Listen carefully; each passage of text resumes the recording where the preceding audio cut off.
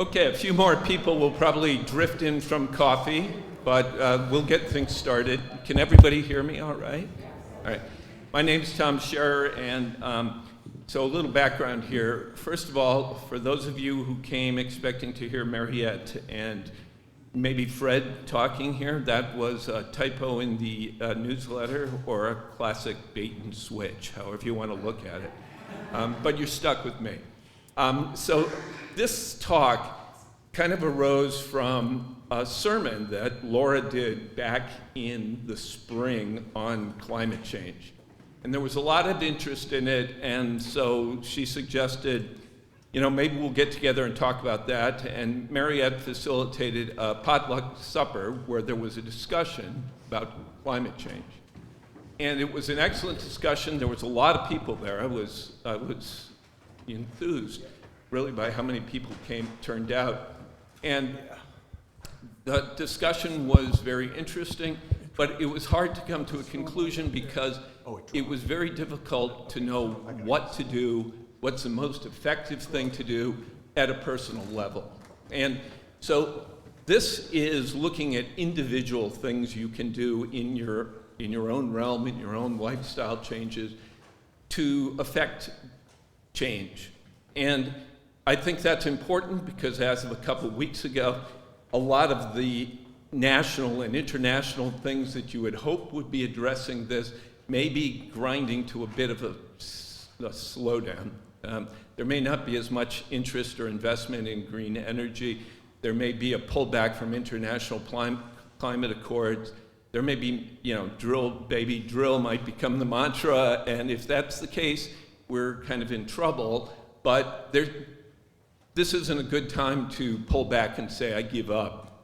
There's still things we can do on an international or on an individual level that I think will be useful here. So this is an attempt to quantify this. And Carlene lent me a very interesting book many of you have probably read called Drawdown. Now, Drawdown is a manifesto of actually a couple hundred different approaches to what can be done to at least slow or bring to a halt the rising climate that we're all concerned about. And it quantifies it. It takes each possible solution and it actually assigns gigatons of carbon that can be reduced. So I went through that list, and as I said, it's an extensive list, but I pulled out those things that are sort of individual things that we can work on by ourselves, that we don't have to rely on a giant energy company or international action, that we can put into use right in our very lives. So that book was published in 2017, but they keep a very current website. And so you can go on drawdown.org, you can kind of look at numbers and see how these things are reflected. So all this is really doing is now kind of giving you individual actions. Now, Fred and Mariette kind of helped me with putting the slideshow together, and one of the things we came to a conclusion about was it's probably not that useful for you to know what if 75% of individuals worldwide join on this, how many gigatons will it reduce carbon by? The gigaton numbers are sort of abstract. So I simplified it by simply saying there are green actions you can take, there are greener actions you can take, and there are greenest actions you can take. So these are the various things, and in a perfect world, you can do all of them. And many of you probably have done many of them. And some of them are straightforward. It's pretty easy to get numbers on. Some are quite complex, and we'll talk a little bit about why they're tricky. But this gives you some idea of quantifying what you do and the effect it might have. So the first ones are, I'll do a countdown. These are the 15 that I found were the most effective. And the countdown will go from 15 to number 1. So we'll start with the green solutions. And so number 15 is something many of us have already done. This is just adding low-flow fixtures to our household. Low-flow shower heads, low-flow toilets. This saves in water, it saves in water heating, all the energy that goes into processing water, etc. I used to do some work out for Clark County in Nevada, around the Las Vegas area, and So we were looking at capacities of the sewage treatment facilities, or should I say the wastewater. Sewage is like a messy word, so we don't like to use it. So they call themselves the water people, and it is that. They are returning water to the system. But they had huge plans because of the expansion of Las Vegas for enlarging this plant. It was reduced significantly when they mandated low-flow fixtures in all the casinos and all the houses. It really can make a significant difference. So that's one thing that you can do right off the bat. I would call this sort of low-hanging fruit. Another thing you can do is composting. Now, composting, many of you already do this, and we're in a suburban, sort of semi-rural area where you can all, for the most part, do this. And it's hard to first make the equation in your mind about why is this significant in terms of climate change. What happens with a lot of our food waste and other waste that we would put in a compost is if you don't compost, it goes to the landfill. And when it goes to the landfill, it's dumped in anaerobic conditions, and it generates methane. Methane is a much more potent greenhouse gas than carbon dioxide. When you regularly compost and you're aerating it, you're generating carbon dioxide, but that's part of the carbon cycle. And that's expected, and that's what maintains our atmosphere. If you put it into a landfill and it generates methane, methane in the short term, or the first 20 years or so, is 80 times more potent as a greenhouse gas than carbon dioxide. So you can really do quite a savings just by being diligent composters. So again, low-hanging fruit. So electric bicycles. So electric bicycles are about the most efficient motorized thing you can hop on. The reason, of course, we already have non-electric bicycles, and those are even better, right? There's no batteries, no carbon at all there. But a lot of us don't use a regular bicycle because between us and the store, if I wanted to go shopping with my bike, there's a big hill, and it's difficult to get over.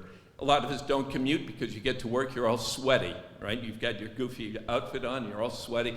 Well, the nice thing about electric bicycles is they can overcome that. And this can dramatically give more access to people who would perhaps like to bike, but can't deal with the physical strenuousness of a regular bike trip.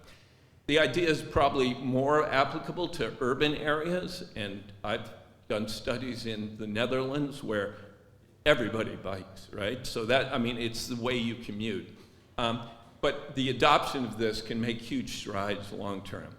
Number 12 is hybrid cars. Now this one is a big one in our community, but it's also a tricky one. It's very complex.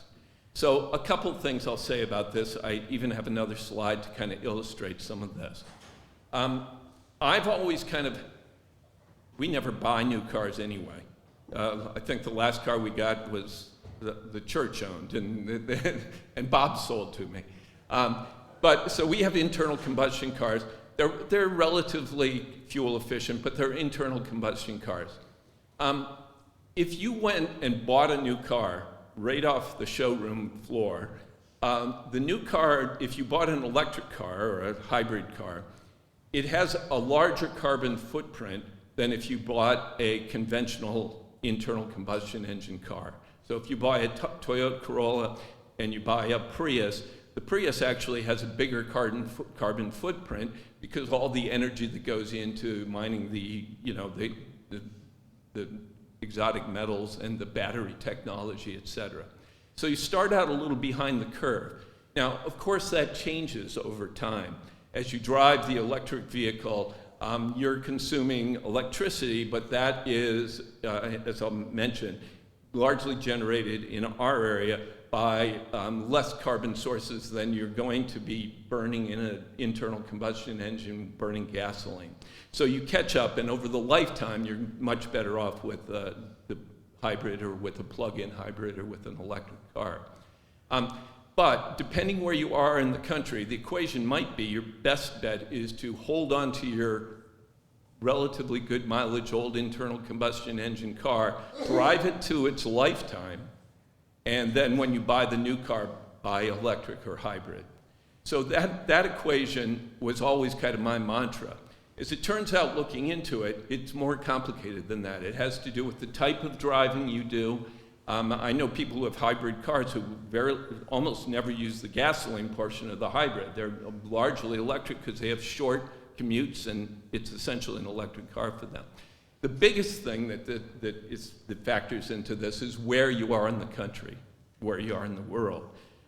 As it turns out, we're in a pretty energy efficient place in terms of where our electricity comes from.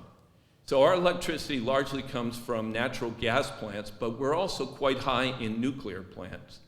And although the grid extends much further than this, if you just look at local generation, we're pretty clean. Natural gas is a fossil fuel, but much cleaner than oil, and certainly much cleaner than coal. And we don't have any coal generation here. And so, as it turns out, the numbers here in terms of where you stand in the ranking, it's probably actually much higher for hybrid cars if you're in Connecticut. Now, where this changes is, this kind of just shows our energy generation, what powers things here. So natural gas fired versus nuclear, you can see those are big for us. Petroleum fired and coal is not significant in Connecticut. If you compare it to US averages in the lower here, you'll see that we're a little bit higher than the US average in natural gas, but look at the zero there compared to almost 17% elsewhere in the US. And look at the nuclear, which is twice as much as elsewhere. And of course, nuclear has no carbon emissions. So as it turns out, the only thing we lack we're pretty low in renewables compared to other places. And they're making efforts at trying to increase that, but just so you get a feel for it. Now, I think this is interesting. So there's Connecticut. This is an older graph. It actually shows some coal generation, which we no longer have, but we're one of 6 states that really don't have any coal generation. Coal's the big one. Coal is really a dirty, and if your electricity is coming from coal generation, how much of an improvement are you really making? Actually, maybe none over a high mileage internal combustion engine car. So if you live in West Virginia, where 88% of their energy is coming from coal burning, you're actually better off with an internal combustion car than you are with an electric car. The whole thing gets flipped. But in our case, you're much better off with a hybrid car and better off still with a plug-in electric and better off, finally, with an all-electric car if you can swing it. Yeah. So, yeah, it's hard to see. So here's Connecticut. So we're up here, and obviously these are the states where it starts to not make sense to potentially have an electric car. Yeah. And vehicles. I looked a little bit into buying either a hybrid or I have a plug-in. Yeah. But there are 2 types of plug-ins. Yeah. Some of the hybrid plug-ins, when you unplug, you get like 40 miles, and then you're totally on an internal combustion. Right. Others have the hybrid, you get the 40 miles from the charge, but then you get the equivalent of a regular hybrid car, which Is regenerative braking. Regenerative braking and all. Those Yeah. seem to be rare and going out. Yeah. They're not making Yeah. them. And I think that increasingly the choice is, do I go for the hybrid or do I go for an all-electric vehicle? And a lot of that depends on the way you drive. So if you're not going on regularly long trips, you can probably get by with all-electric, and it's great. If you do go on regularly long trips, it's not that you can't use an all-electric vehicle, it's that you got to do a lot of planning right now. Because you got to find places all along your route where you can recharge. You got to plan your route. So I'm going to take lunch then, so I have some time to recharge. There's various things you have to kind of take into consideration. Yeah, Ted. I'm talking about Tesla system is very well designed. Yeah. Nationwide, about every 50 miles there is a charging station. Yeah. And you have an app that shows you where those are. It's right in the car. Yep. Right. To the station. Yeah. So this is getting better. This is improving, and this is increasingly an option. And it is, and as I say, in our area, it can make a big difference. Yeah. Are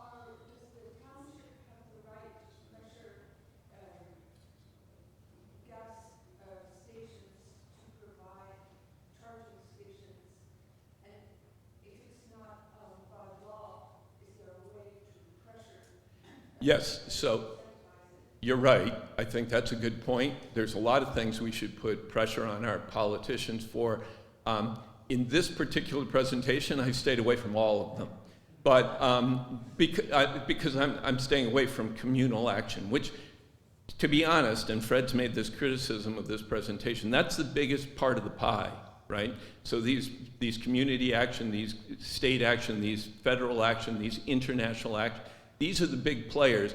These individual actions combined, maybe we're talking about reducing 20% of the entire pie. It's those other things. But yeah, so those are the things you should do, and you can do, and it's very helpful if you do. But I'm just steering away from it right now. So Yeah. is my understanding these charging stations are free, or? No. No. No, I think. In some towns it looks like it. Yeah, I think, and maybe Ted, you can. I think when you purchase a Tesla, you may get a couple years of free charge. Yeah. I'm not sure on the current policy for Tesla, but if you go to a restaurant, some of them have destination charging. That Okay. may be a small portion of your bill, but usually it's free. Okay. Otherwise, it's a charging station. Right, and of course, if you're charging at home, you're paying the electric bill here, but that is in our area again. Charging stations that you see in towns like Madison, for instance, you have to put your credit card in, I've never used it. Yeah,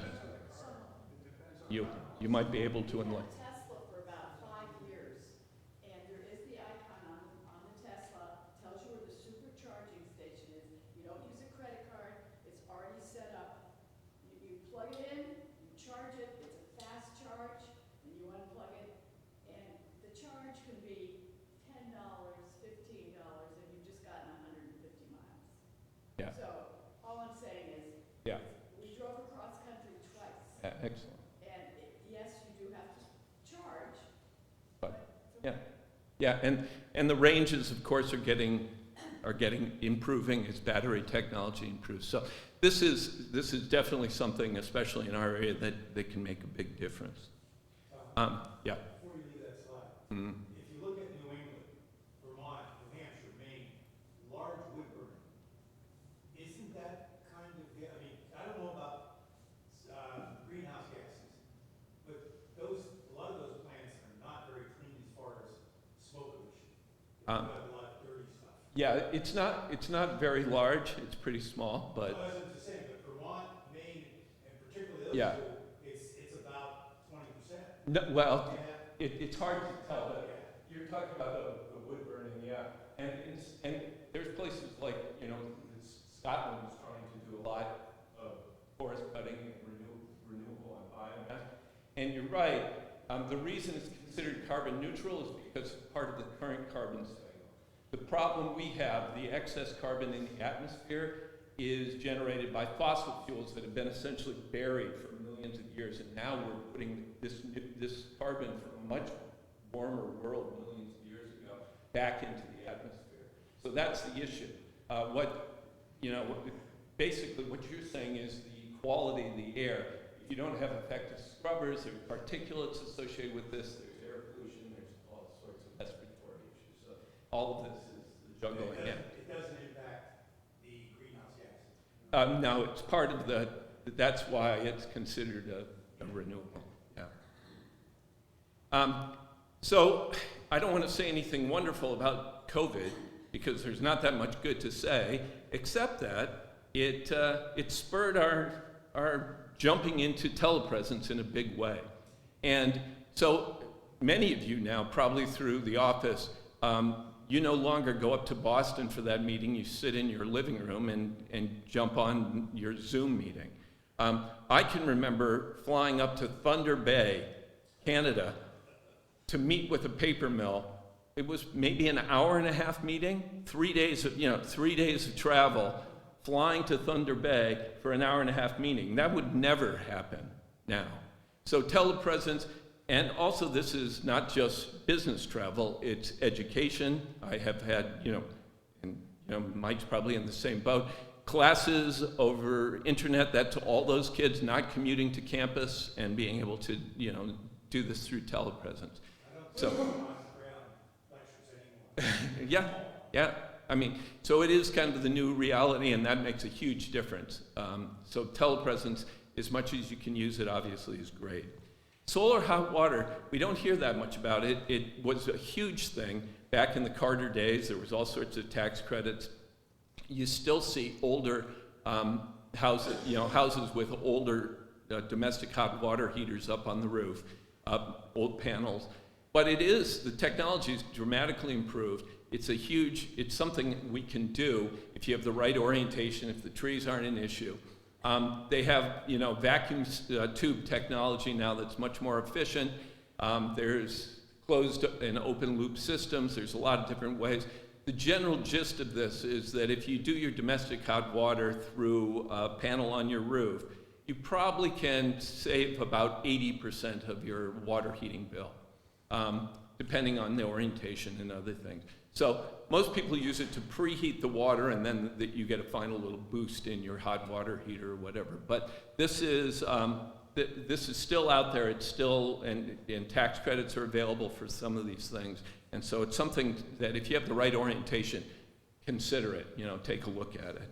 Is that better than putting an electric panel on your roof and still using an electric water heater? So I'm going to get to that one. But yeah, yes, it's a supplement to that, depending on the system you choose. Number 9 is high-efficiency heat pumps. These things have gone berserk. Now, we live down at Point of Woods. There's a lot of houses there that are seasonal houses.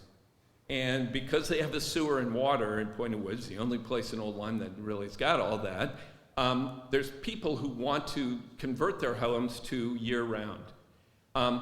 It's an expensive proposition running ductwork through old houses to provide, both heating and air conditioning.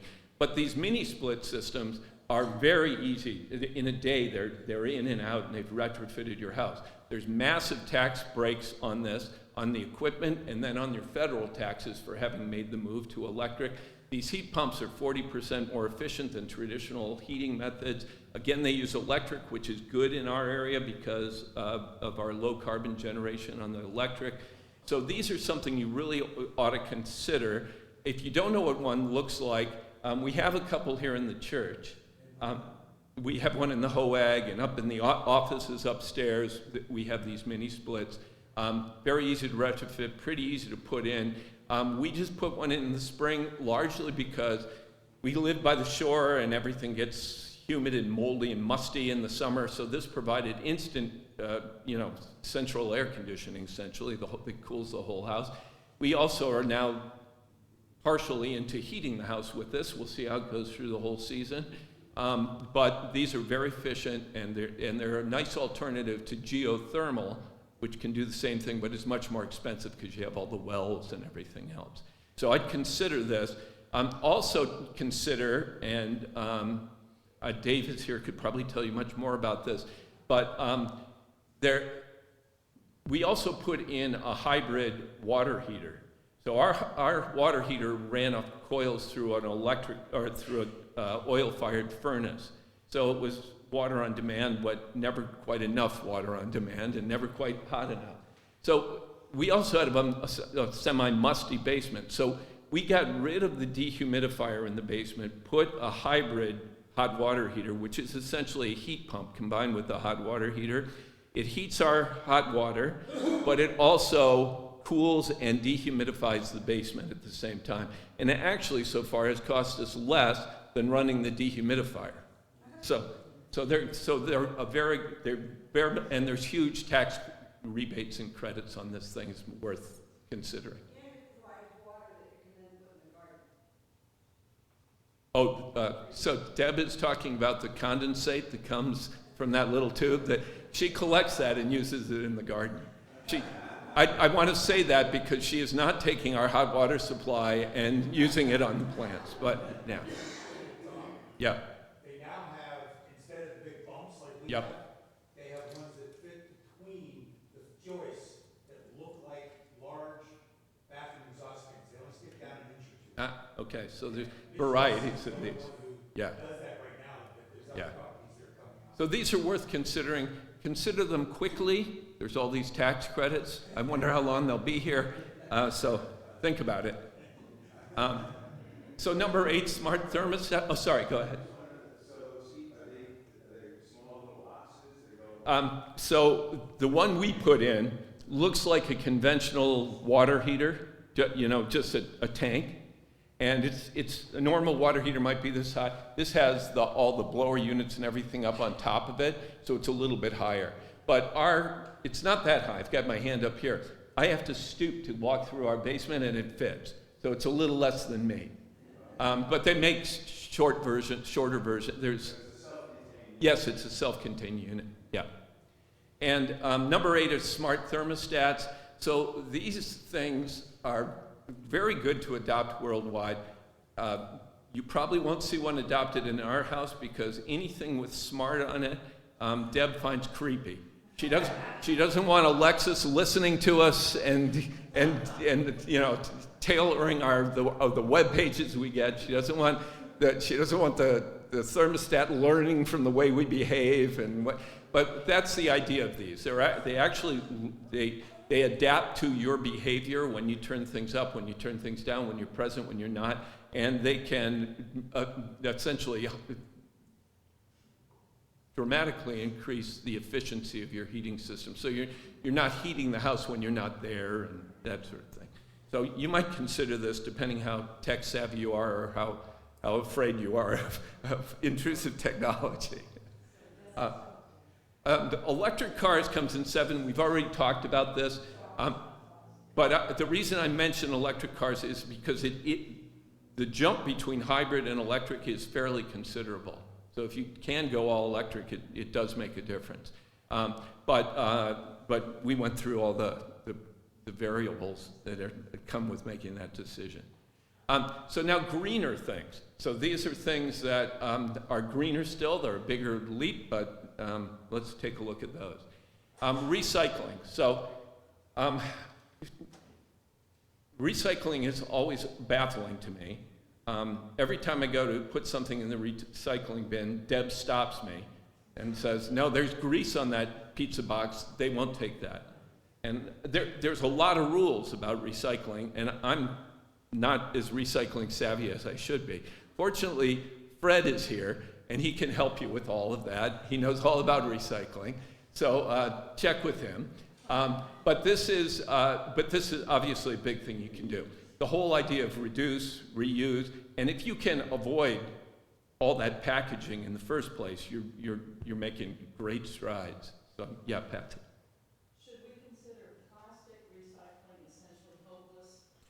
Well, I know what you're saying. I mean, in the long term, it's essential. I mean, until we get rid of plastics, it's essential that we do it because there has to be commercial use, even if it involves subsidies. What you're saying is that locally, to what extent do they really recycle this stuff? You can buy your deck boards and things like that, and park benches have been from recycled material and stuff. But depending where you are. If you live in Japan, wow, they do great jobs with this stuff. Living here in Connecticut, yeah. So we're still trying to diligently do it, but ultimately, you'd like to be in a world where we're not producing infinite levels of plastics. And I was at a conference yesterday for Conservation Commission and Inland Wetlands people, and everybody's terrified by all the PFAS stuff that we're dealing with in the chain that we're looking for ways to try to somehow remediate. So yeah, ultimately we'd love to move away from plastics, but in the near term, the best we can do is try to use as little of them as possible and recycle what we can and hope that we get more efficient at doing it. So anyway, recycling. Number 5 is, again, it's kind of a low-hanging fruit thing. LED lights. They are fantastic when you consider comparing them to old incandescent lights. They're 90% more efficient. They have long lifespans. They cost a little more up front, but they quickly pay for themselves. I should assign one of you to follow up after this talk to go in there and purge through all the elephant in winter, throwing out all incandescent light strings and only allowing the sale of LEDs. That might be harsh, and it may not be along the lines of Christmas spirit. But it is remarkable, the difference. I know people who go berserk, and they've got their house covered in lights. And with the old incandescent lights, they said it wasn't just a blip on their electric bill, it was massive. They really consume quite a bit. So if you can go to LED lighting, go around your house. We still have some of the compact fluorescents. The LEDs are much more efficient than even those. So that's if you can go all the way to LED, do it. And if you can encourage people in your workplace, I know the schools have jumped into this. It was one of the first things they jumped on. So it's a big difference. All of the bulbs in the parish house are LEDs. Yeah, fantastic. Yeah. I pay the electric bill every month, it was way down. Right. So this church, LEDs and solar panels, it's hard to, this is great. So we do a good job here. So it's just giving the LED bulbs free or very minimal cost. Yeah, that's right. And some of this comes, I'll mention in a minute, energy audits and stuff like that. And yeah, you can get these. It's great. Insulation, if you live in an older house and you have the opportunity to up your insulation, great. If you're building a new house, you have a wide selection of different insulating materials.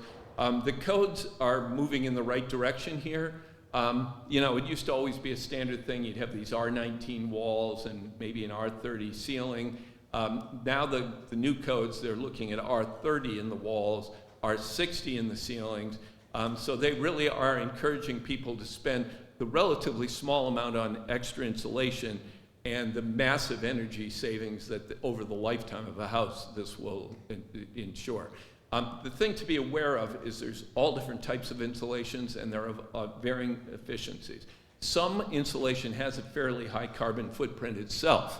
So if you have the option and you want to choose something like a wood fiber, cellulose insulation for your attic or something, it does have a lower carbon footprint initially, and you'd have to put a little more of it to be as efficient as, say, a poly board or something like that.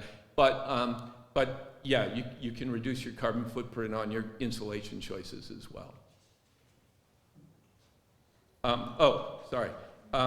Here is a little blurb, a little bit about the Energize Connecticut. They will come out and they'll do an energy audit of your home. There was like a $75 copay last time I did it, but that may change. They can pressure test your house. They'll tell you how many air changes you have per hour. They can tell you, they can do infrared overview and tell you where you could use extra insulation. They might wrap your water heater for you, and they might give you some LED lights. And anyway, it's a useful thing to see where you stand and where you could improve.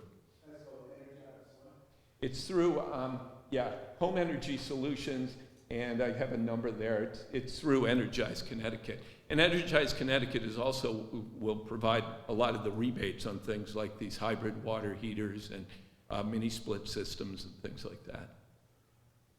I thought I heard something last week about Energize Connecticut was short on funding or some funding hadn't come through or something like that. That may be the case. I just had somebody do a quote for a hybrid water, a mini split system, and they said the tax credits are still available for that. But yeah, when they run out, that they do. In the past, these programs have run out of funds, so they're supposedly still available, but they may be running out. Also, every time they go through a new cycle where the state legislature, or whatever they call DEEP, Yeah.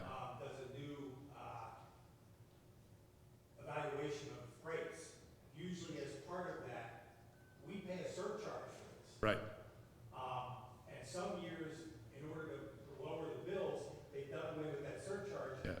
And when I worked at NU, 2 years, they actually took this whole department and canceled it. Yeah. So it's So grab it now while it's available, because it may not. Yeah. Number 3, if you can do this, carpooling and using public transportation. Now, I always find out how far behind we are. Well, Deb and I just got back from Portugal. Now, said, how'd you get to Portugal? I'd love to tell you we sailed there, but we had a little carbon footprint getting there. But once we were there, it was all public transportation. Unbelievable how easy it is between metro systems, bus systems. I mean, they've really got things figured out, and most people don't use cars. It's very expensive, and and the cost of gas is very expensive in Europe. So most people use public transportation, and it's much more efficient. It's really hard here. I've suggested the bicycle, but most of us have a ways to go to get to the store, and if you are kind of trying to rely on, River Valley Transit or something, it's not a seamless thing. So public transit is a bigger thing if you live in a metro area, and many of you, I know, do commute to New York City on occasion. And, we do have Metro North, and we do have other ways that you can use mass transportation. And when I've been working in New York, I always use that, just for the convenience, let alone the carbon footprint. So, but carpooling is something we can do. I fortunately carpooled yesterday going up to this conference in Bristol. It would have been frustrating if you're on the Conservation Commission and couldn't find anybody to drive with you. But carpooling is something we can do, and we can even do it at a micro level here. I don't know how many people carpool to church, but it turns out that there aren't people living far away, and carpooling to church can actually be kind of fun. So the most you can do, remember, if you take one person, you've already cut in half the carbon emissions that otherwise would be used for two people to go individually. So this is something that is easy to do sometimes, and it's great. So now the final stuff, the last couple greenest things you can do. So distributed solar photovoltaics. If you can put photovoltaics on your house, fantastic. It really can make a difference. The problem is not everybody's house lends itself to this. It's ideal if you have a southern exposure. It's ideal if you don't have trees completely shading your property. What I've just described is probably 20% of the houses here. Most of us have issues with that. Now, the good news is the new generation photovoltaics are much less sensitive to shade than the old one. Used to be if one of the panels in the array was shaded, the performance of the entire array goes down. Now they've gotten around doing that. They have, module level power electronics that can bypass that. They have new cells that are much more efficient. You don't need pure southern exposure to get pretty good results. You'll always get the best results, but you'll get acceptable results even if your orientation is off of south. So there are new panels out there. If you had your house investigated 5-10 years ago and it didn't make any sense because of the payback period, try again, because the new panels and the new efficiencies might make it viable for you. The other thing is the big debate about buy or lease.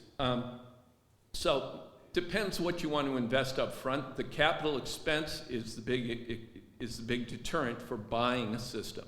So some people lease the system. You have no upfront costs. You sign a contract, and for the next 15 years, you pay the company that's installed it for you. And hopefully that bill is then less than your current electric bill, and it's obviously a much greener solution. You're using a renewable energy. But if you can swing the cost of buying this, you get the tax credits yourself, not the company installing it. And the payback period is maybe 7 or 8 years, and then it's all gravy. Then you're really doing quite well money-wise. So if you can swing the cost of buying the system, that's the most efficient way to go.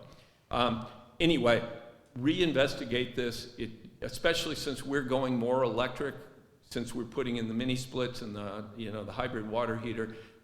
I'm going to have people out to we were told no before, but I'm going to have people out and see if it makes more sense now. And even if the payback period's longer, we'll probably try it. Yeah. The PVs we put in over the fellowship hall. Yeah. Reduced the church's electricity bill in half. Yeah, fantastic. And, the miser in me loves to pull up, just pulling up the little app and watching your electric meter turning backwards. Yeah. Don't put it on at night, by the way. But anyway, So number two, photovoltaic. Now, the number one thing you can do, some of you are not going to want to hear this. Most of you probably already know what it is. But here we go. Plant-rich diets. And yeah, Mike is laughing. Mike pretty much lives on meatloaf. So if we could move him over, just moving him over to a nut-based diet would be a huge savings. You're the man. That is the spirit. So as it turns out, I'm not preaching become a vegan. I know people get turned off by the preachiness of some of this, but if you, to the extent you can reduce your meat consumption, that's the biggest single thing you can do. It's not just the carbon footprint. You know, an acre of land could feed, that's on a standard American diet, could feed one person, or 2 acres of land. It could feed 10 people if they're on a largely vegetarian diet. So land use, water use, energy use, all of these things are massive. I mean, we're on a planet where it's almost guaranteed we're going to have 10.5 billion people. We simply aren't going to be able to have all those people living on a typical American diet that's high in meat consumption. And I'm not even going into, because I know nothing, we do have doctors in the house, they can tell you about the health benefits as well. But that's just a little plus. But plant-rich diets will have, so far, it's so extreme, it's more than 3 times as much as anything else you could do on the list I've given you. It's the single biggest thing you can do. All right, so there you see how much energy is going into beef and how much is nuts. Deb has reduced me to just potatoes and nuts now. Occasionally she'll give me an apple. That's all I can hope for. I really have no life anymore, but yeah. Anyway, Thanksgiving is coming up, my least favorite time of the year. So, yeah. Anyway, another big thing to remember is food waste. So this is a worldwide energy consumption. This is a massive, massive thing. It's largely at the industrial scale where it's the primary problem. A third of everything we grow goes to waste in this world, and it's a pitiful waste of energy. But on the individual level, we all face this to some extent. I mean, unfortunately, you know, it's very tempting to walk into Costco and you find that 12-pack of bell peppers. And you're like, what a deal. I mean, how many bell pepper dishes can you come up with for the next week? So you always have those moldering bell peppers sitting in the back, and that's food waste. So if you can reduce your consumption to the point where you don't have lots of food waste, that's great. The most you can do on that front as well. Now, the last couple things are not related to this, and I'm putting them in as an introduction because they first came from this potluck dinner that Marriott was facilitating a discussion. First of all, I was amazed at how many people on a random summer night came out for the potluck. And that shows people's interest in climate change. It also shows the insatiable dedication of Congregationalists to potluck dinners. So any idea that I'm promoting for the future will involve a potluck dinner. All right, that automatically will bring in some attendance. But some of the things that we've been learning through Convergence and these meetings and this self-reflection is that people want to be able to participate. A problem with a presentation like this, a typical adult forum, is I stand up here and I give you some information. There may be a question or two, but it's not really a discussion. And there's a lot of things where your input is just as valuable as anybody else's. I threw this together, and I sound like maybe I'm the expert. I'm not really. And in many of these areas, I know many of you know much more about it than I do. So to the extent that we can share ideas and have discussions, I think that helps grow us as a community. And it also, and I say community because it's not just this church, I think we can bring friends and other people from the wider community to join us. So I have 2 things that I'd like to promote for possible activities through the long, bleak winter that is ahead of us.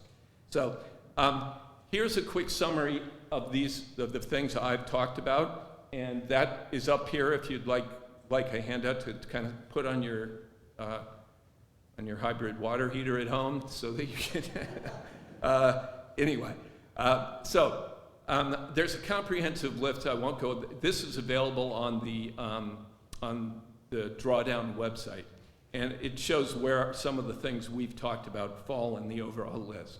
But the first proposal is an ongoing sort of science discussion forum. Now, I say science, it really could be pseudoscience. It doesn't really matter. It's things that are intriguing and are intellectually engaging, and that if you knew were going to come up in advance, you could do a little reading on, we'd get together, and it would just be an open discussion, and a little like Mariette kind of facilitated for the climate discussion. It would center, of course, around a potluck, but this discussion group would address topics that are in the news, that are things we're hearing about, that sometimes cause existential dread, and it's a way of airing and finding out more about it. And I'd hope to get a group together who would sort of plan these things. And any scientists in the group would be a welcome addition. But you don't have to be a scientist to read up on this and voice your concerns and maybe come up with some interesting takes on these topics. And these would range from things like artificial intelligence. How's that impact the future of humanity? These are big. It's not like we're coming up with the answer here and we send that off to AI Central. It's that we're kind of exploring, where does this take us? Are we alone? So, I've heard from like 3 people in the last week and a half. What about these congressional hearings on unidentified flying objects? I mean, are they taking it that seriously now? And as it turns out, they are. So this is fun stuff to discuss. I mean, it'd just be a fun night. How can religion respond to the existential threat of climate change? We've done a little bit with that, but there's obviously more that could be done. Do we live in a thought universe? So this gets, and this ties into a little further down the list, holographic universe theory, multiverse theory, string theory, all these things that we only partially understand, but are really fun to delve into and kind of maybe change our perception of reality. And the double slit experiment's another example of that. That one is fun going down that rabbit hole, believe me. So I will prescribe a video for people to watch before you come to that discussion, and it is mind-bending. There you go. That goes right in there. So medical advances, the consequences. So there are books written that possibly within our lifetime, but very possibly within our children's lifetime, there is a chance that with the accelerating medical breakthroughs and with the doubling of technological computing power, et cetera, that people could live forever. And what's the implication of that? Where does that put us? Then does heaven exist? This is this one, I'm not going to go into the theology of that. It would be more the pseudoscience of what about ghosts? What about near-death experiences? And what about life after death? All of this sort of stuff. So again, I'm coming up with things that I think would be very fun topics to just dig into. The ethics and implications of genetic engineering. So we keep advancing in this, with CRISPR and all these genetic modification of genetic code. Where is that taking us? It's one thing when we're modifying food types, which we may absolutely have to do. It's another thing when we're modifying human beings, which is possible right now, frowned on, but possible. And then the linking person. I threw this one in after the last election. Sorry. Linking personality traits and political ideologies. So that's an interesting one as well. And there is some fascinating new science on this. So this one would be sort of get together and bump ideas around. And I think it could be a fun thing to do on a cold winter's night. The other one is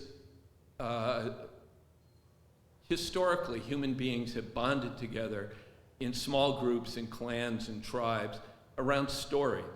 And storytelling is sort of a lost art. We don't hear people's stories very much anymore, except in perhaps small groups. And it's a way of tying us all together as human beings. And I think it has a lot of potential. One of my favorite things on Sunday afternoon, and maybe some of you are in the same thing, is to turn on The Moth. And The Moth is a resurrection of people telling these stories. So my second one would be the FCCOL Moth. And The Moth it's a nonprofit organization. People tell true stories. I think you limit them.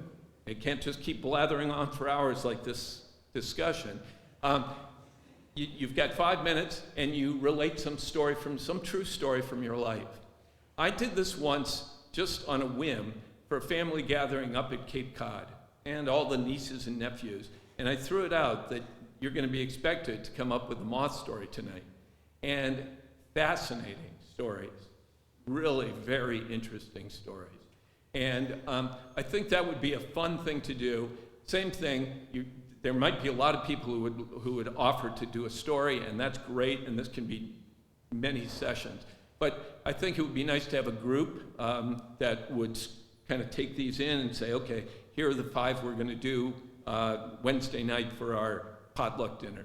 And maybe once every couple months, we'd have a moth night. People come in, they tell the stories over a meal. The group would review and come up with some suggestions on how they can trim this to 5 minutes and that sort of thing, and help with this.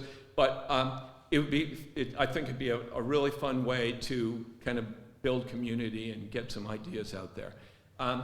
So I don't know I'll throw this out to any feedback, A, on the climate stuff, B, on these 2 proposed going forward little community gathering ideas. Yeah? Yeah, thank you. Yeah. But I just wanted to make a connection between AI and carbon footprint. Yeah. Because I think there's a huge sort of impact that Yeah. people don't know about enough, and it's not necessarily, it might move back to. You mean the generation